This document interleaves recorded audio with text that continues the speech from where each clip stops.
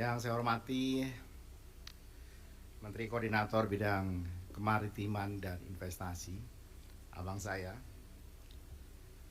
Pak Luhut Binsar Panjaitan. Saya berani menyebut itu, meskipun tadi saya dibisiki jangan suka buka-buka rahasia, tapi saya ini sudah 25 tahun memanggil beliau ini abang. Sejak zaman-zaman demo dulu itu. Yang saya hormati para rektor, ada Rektor Universitas Hasanuddin, Rektor IPB Pak Arif Satria, Pak Marsetio, Guru Besar Universitas Pertahanan, dan Ibu Camelia Hartoto atau yang mewakili, para pejabat yang hadir pada hari ini, dan para generasi muda pecinta maritim. Assalamualaikum warahmatullahi wabarakatuh. Salam sejahtera untuk kita semua. Shalom, Om Swastiastu, Namo Buddhaya, dan salam kebajikan. Pertama, tentu saya ingin mengajak kita semua menaikkan rasa syukur kita kehadirat Tuhan Yang Maha Kuasa sehingga kita bisa hadir pada hari ini. Saya pertama ingin menyampaikan terima kasih Pak Menko telah hadir. Dan ini bukan karena judul RPJP yang akan datang itu ada maritimnya, Pak, tapi melalui debat yang panjang sekali sampai akhirnya kita sampai pada judul untuk pembangunan jangka panjang nasional yang berikutnya. Kita pahami bersama bahwa ini adalah tahun depan, sampai dengan tahun depan adalah tahun terakhir dari RPJP yang 2025 ke 2025. Tidak kita ingkari telah banyak yang kita capai selama 20 tahun. Dan karena itu ada yang kita bisa petik, ada yang kita bisa lanjutkan, ada yang harus kita koreksi. Dan yang paling penting adalah kita menjaga dan memelihara keberlanjutannya. Undang-undang memaksa kita, sistem perencanaan pembangunan nasional itu menjadi sebuah tata cara dalam perencanaan pembangunan yang berjangka panjang, menengah, dan kemudian rencana kerja yang tahunan. Baik itu diselenggarakan oleh penyelenggara pemerintah di tingkat pusat maupun di daerah. Karena itu sangat penting forum seperti ini bagi Bappenas, utamanya dalam rangka menyiapkan dokumen rencana pembangunan jangka panjang nasional untuk tahun 2025 ke 2045.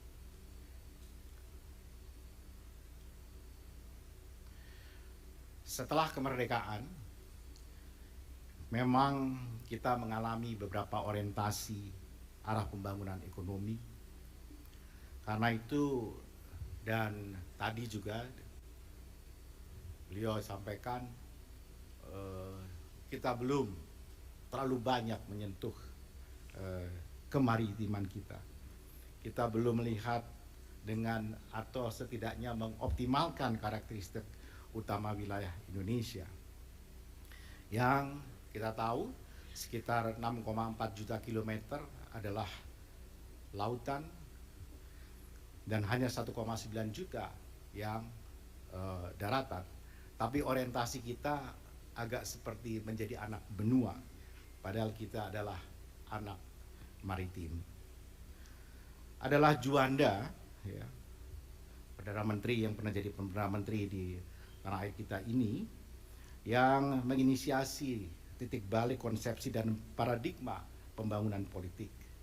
Titik balik paradigma ini diawali dengan kata menghubungkan, yang mengubah cara pandang bahwa sebelumnya perairan atau lautan adalah pemisah pulau-pulau Indonesia. Kita bisa lihat di peta ini, dulu pengakuan Indonesia itu hanyalah pulau-pulau itu yang ada goldnya itu. dan 3 mile dari situ. Itulah Indonesia. Tapi kemudian dengan pemikiran beliau pada waktu itu yang lalu diakui oleh dunia dan akhirnya kita mendapatkan pengakuan sebagai sebuah archipelago negara kepulauan.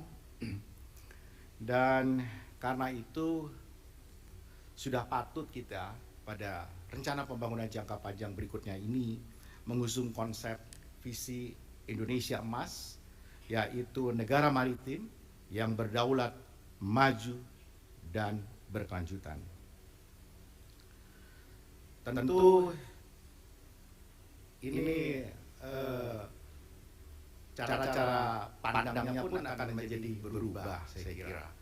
Dan karena itu kita memerlukan masukan sebanyak mungkin apa saja kira-kira. Jangan sampai nanti kalau maritim itu asal biru saja. Maritim itu asal dia pegang mangrove, asal dia pegang kerang, dan seterusnya. Seperti juga sekarang ini orang kalau bilang digital itu punya aplikasi itu digital dan seterusnya. Pembangunan ke depan itu tentu akan lebih rumit dan tingkat kompleksitasnya akan semakin lebih luas dan lebih tinggi. Tetapi kita harus konsisten untuk sampai pada visi besar sebagai negara maritim. Beberapa tantangan signifikan terkait dengan hal ini, ya, memerlukan kolaborasi kita tidak saja di dalam negeri, tetapi saya kira juga di tingkat global. Diperlukan sebuah transformasi kultural dan struktural. Yang pertama, transformasi paradigma dan komitmen kita untuk memandang laut sebagai halaman depan, bukan lagi halaman belakang kita yang memisah-misahkan atau hanya sekedar menjadi penghubung antar pulau. Kedua, transformasi ekonomi untuk mewujudkan laut sebagai sumber kemakmuran yang harus dikelola secara modern, adil, dan lestari. Dan yang ketiga adalah transformasi kelembagaan dan tata kelola untuk menciptakan pengelolaan pemanfaatan laut yang lebih efisien, transparan, dan inklusif.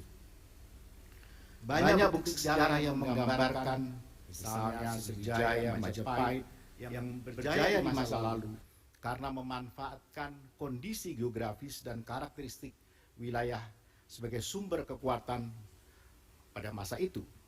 Pemanfaatan laut sebagai jalur perdagangan dilengkapi armada laut yang handal telah menarik berbagai pedagang dan bangsa asing untuk hadir berdagang di tanah air. Dan karena itu hampir semua komoditas sumber daya alam kita yang hari ini juga kita kenal menjadi bagian yang terus kita upayakan ditarik manfaatnya bagi kepentingan rakyat seluas-luasnya. Beberapa wilayah di pesisir pun berkembang menjadi kota dagang dengan budaya bahari.